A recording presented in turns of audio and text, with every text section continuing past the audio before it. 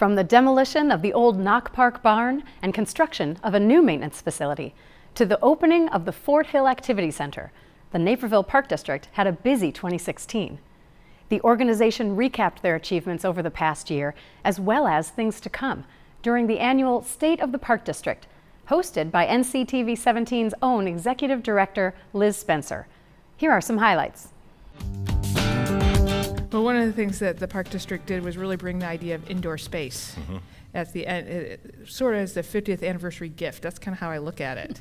So, Ray, tell me a little bit of how the thought got going for that, and then we're going to have Sue tell us all about what the Fort Hill Activity Center is. Yeah, so the Fort Hill Activity Center is just like all the other things that we do here in the community, the Nature Center. We just don't sit around in a room and think these things up and go, boy, it'd be great to spend millions of dollars on this. It all comes from the community. So the surveys that we've been doing and have been doing for many years kept asking for indoor space. There's a lot of activity happening here today, but Sue, let's go back to the opening day. There was even more activity. Absolutely. We had approximately 1,000 people come for our opening grand celebration, and we serviced many memberships at that time, so it was a really great event to see all the people with all the different ages and abilities come to the facility and start using it since August. And tell us a little bit about what we can do here at the Fort Hill Activity Center. Absolutely. Again, like I said, for all ages and abilities, we have an indoor track, we have open gyms, gymnastic, indoor playground, and then we also sell fitness memberships. Right, and group classes and all that. Group classes, many group classes that are included with membership, but also you can come and not have to become a member and still participate in their programs we offer here. Let's talk a little bit about the Riverwalk Cafe, because it is a big upgrade. I mean, I enjoyed the eatery because when you're hungry and you're on the Riverwalk and you wanted a soda, you could get that. But this is so much nicer. Tell me about it. Yes, and Ray covered a lot of it. We did upgrade. We did put in a patio, which is very nice. We do serve like beer and wine. We did upgrade the menu. We revamped the menu a little bit just to bring more of a restaurant feel to the community. We do have a variety of salads. We do have a variety of grilled items, which we are for this year. We are putting an outdoor grill, so anyone that is interested could come by and enjoy the nice smell that will be going along. That's the real secret to it. The Riverwalk, yes. And then stop in for a bite to eat. We did change it up a little bit this year. Last year we had the servers bring serve your tables. This year we're going to have more of a come in, place your order, have a seat, and we have a food runner bring out the food to you. We're not using plastic utensils. We are using plateware and silverware just to give it more of a upscale feel for the Riverwalk.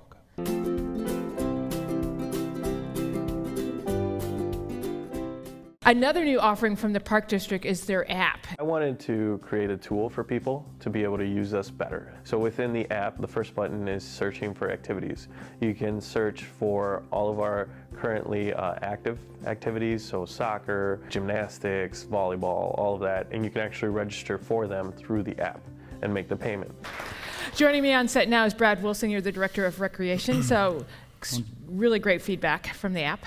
Yeah, wonderful feedback. Omar and his staff really did a tremendous job developing an app that's easy for our residents and our customers to use, to be able to easily access a lot of information about the Park District as well as their own family account and their memberships and so on. Idalyn, tell me a little bit about why this is good for both organizations. Well, as Ray said, the Naperville Park District and Kids Matter share a similar focus. We are all about health and wellness, and when we say wellness, we really mean total health. And so that does incorporate those elements of physical health that the Naperville Park District does so well through their excellent recreational programs, but it also involves the social, emotional, and mental wellness. And as you know, many of our programs really focus on that. In fact, together, all of our programs really try to create in kids a resiliency, build self-confidence, self-esteem, personal creativity, life skills. All of those elements are needed for our kids to be able to stand up to those stressors of everyday life.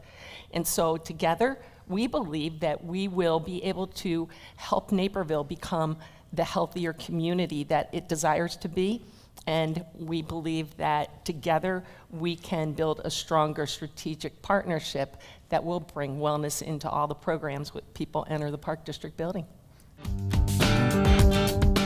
Hard decision or a hard decision for the people of that time to hear about the barn going down. Tell us a little bit how that all came about. Oh, it was, and we reached a point at the barn where it needed some significant TLC, probably $1.5 million to $2 million worth of upgrades, just to keep it where it was at. The issue really became once we decided, well, we have to at least look at the barn and talk about fixing it. All the other ordinances and regulations kick in that weren't here in the 1960s. So stormwater, parking, ADA, all good things. But what that wound up doing is, as Eric will attest to, because he's the man behind the plan. That's no pun intended. That's a good one, by the way. Director of Planning said, okay, if we fix it, that means we lose at least a ball field forever. That comes out. And that now becomes stormwater and parking. And that's not like it may happen, that is going to happen. And so it just made perfect sense that the barn would come down. Eric, I drive down Martin every day, so I've just been amazed at how fast you've been able to put this facility up. Tell me a little bit about it. Sure. A little bit about the facility itself. You probably noticed in the video there's these rectangular-shaped pods. And these pods of spaces, the pod to the south is for our central maintenance division. To the north is for our fleet division. And then to the east is for our trades division. And there's a nice nucleus in the middle that puts it all together. That has all our administration staff. It has the space for meeting rooms, restrooms, and it's just a really nice hub. Also, it's going to be the home of our park police when it's completed. So all these departments are going to be under this roof of the central operating facility. And I also noticed that it had a little bit of a barn look. Was that Absolutely, planned? yeah. The Knoch Park Central Maintenance Facility really nods upon the barn, historical motif, and we were able to incorporate it in the design with the layout, as well as the building materials and the overall characteristics. So it's just a really nice fit.